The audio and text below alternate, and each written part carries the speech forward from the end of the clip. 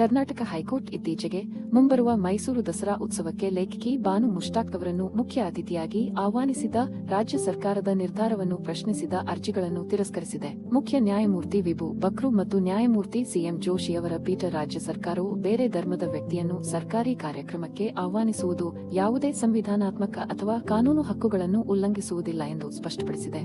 ಅರ್ಜಿದಾರರಲ್ಲಿ ಒಬ್ಬರಾದ ಬಿಜೆಪಿ ನಾಯಕ ಪ್ರತಾಪ್ ಸಿಂಹ ದಸರಾ ಆಚರಣೆಗೆ ಆಹ್ವಾನವು ಕೇವಲ ಹಿಂದೂ ಧರ್ಮೀಯರಿಗೆ ಮಾತ್ರ ನೀಡಬೇಕೆಂದು ವಾದಿಸಿದರು.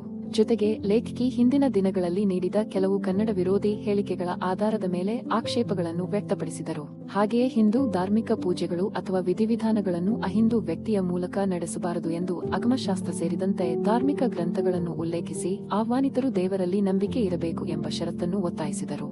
ಈ ವಾದಗಳನ್ನು ಹೈಕೋರ್ಟ್ ತಿರಸ್ಕರಿಸಿದೆ.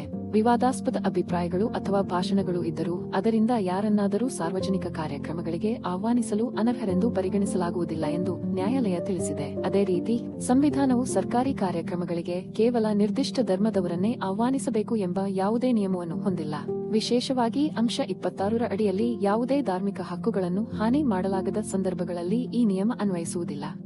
ಭಾರತವು ಧರ್ಮನಿರಪೇಕ್ಷ ರಾಷ್ಟ್ರವಾಗಿದ್ದು ಸಾರ್ವಜನಿಕ ಕಾರ್ಯಕ್ರಮಗಳು ಶುದ್ಧ ಧಾರ್ಮಿಕ ಆಚರಣೆಗಳಲ್ಲ. ಅಹಿಂದೂಗಳನ್ನು ಭಾಗವಹಿಸಲು ನಿರ್ಬಂಧಿಸುವ ರೀತಿಯಲ್ಲಿ ಧಾರ್ಮಿಕ ನಿಯಮಗಳನ್ನು ಹೇರಿಕೊಳ್ಳುವುದು ಸಂವಿಧಾನಾತ್ಮಕ ಮೌಲ್ಯಗಳಿಗೆ ವಿರುದ್ಧವಾಗಿದೆ ಎಂದು ನ್ಯಾಯಾಲಯ ತೀವ್ರವಾಗಿ ಅಭಿಪ್ರಾಯಪಟ್ಟಿದೆ.